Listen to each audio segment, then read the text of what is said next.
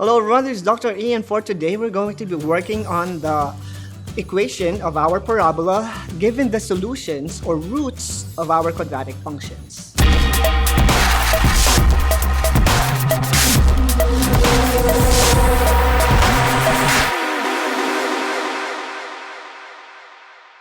So just like what our previous lessons, we're working on how to write the equation of the quadratic function given by the clues that we have from our math problems. And we are going to continue this by using the roots or the solutions of our quadratic function to be able to write the correct quadratic function associated with this parabola. So for today, we're going to be using our solutions and we're going to write the standard form of the equation of the parabola. And as I've mentioned, the more clues we have in our math problem, the easier it would get in working out and answering problems similar to this one. So what we have here will be the solutions of our parabola or the x-intercepts of our quadratic equation. So we have one of the x-intercepts or the roots or the values of your x in your equation at x equal to -3 and at x equal to +4. So now that we have our roots, we know that this is also our x-intercept at -3, 0, and 4, 0. And what we can do is to work out the problems backwards. So what we can do is write the general form of our quadratic using this formula, which is x minus x sub 1 times x minus x sub 2, where the binomials represents the factored form of our quadratic equation, which we can easily formulate because all we need to do is to use the opposite value of x sub 1, which is -3, and the opposite value of x sub 2, which is at +4, and the opposite of that would be x plus 3 times x minus 4. And from here, finding the standard form of our equation will be easy to accomplish because all we have to do is to multiply x plus 3 and x minus 4. We can FOIL it out.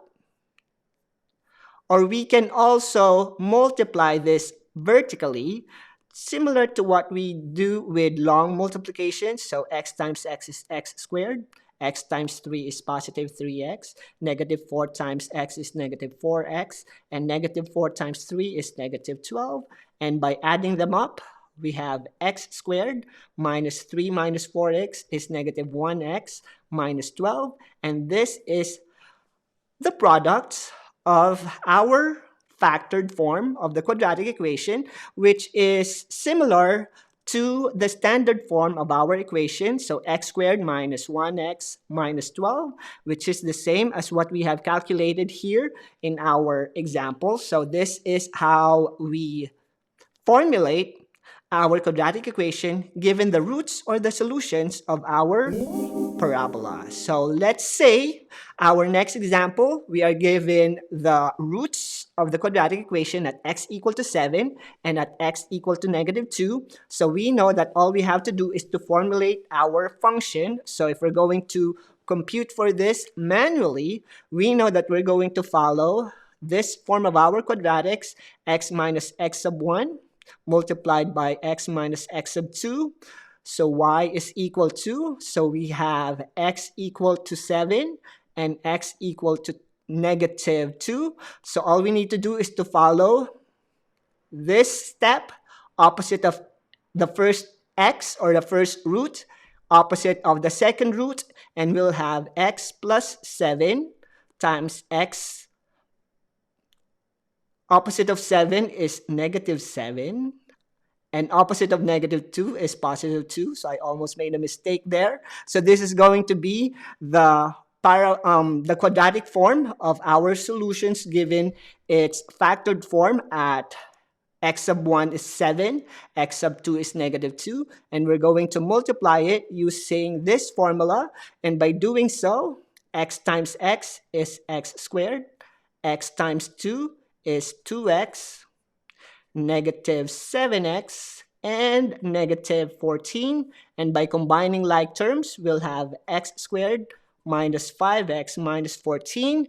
And this is the quadratic form of our parabola from the factored form of our solutions in this particular formula. So this is how we verify and use our formula correctly in writing out the equation of our parabola given the clues that we have, which are the roots of our quadratic function. And one technology that we can use so we can verify if our calculation is correct, we can use Desmos to verify if our product of the two binomials that we are using and working on, which is at x minus 7 times x plus 2, we found it's x squared minus 5x minus 14. And to be able to verify if this is correct, you will notice that if we have the two graphs visible in this particular xy plane, we're seeing that they are overlapping, and that means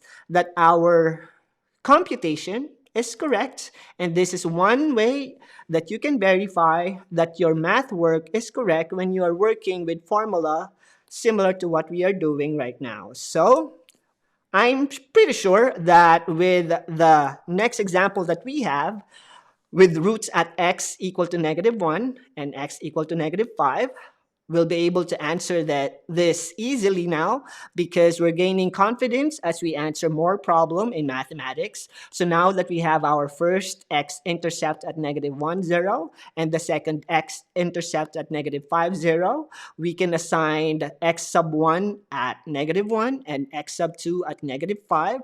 So the opposite of -1 is +1, and the opposite of -5 is +5.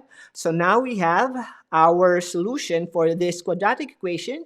If we multiply it out, it will give us x squared plus 6x plus 5, which is the standard form of our quadratic equation. And to see if our calculation or if this is correct, we can verify this by multiplying our roots. So we'll have y equals x opposite of -1 times x opposite of -5, and then we multiply it by FOIL method. X times x is x squared, 5x plus 1x plus 5, and by simplifying it by combining like terms, we have x squared plus 6x plus 5, which is similar to what we got from our slide. And it's how we work our problems backwards. Now we are seeing the parts, and now we are writing the equation of our parabola. And again, if we want to use our application, Desmos, we can verify our work because this will be the factored form of our parabola, x plus 1 times x plus 5. And we know that x squared plus 6x plus 5 was the answer we got. And just to check if our answer is correct, by graphing this, we are seeing that they are overlapping and they are showing the same vertex and same roots.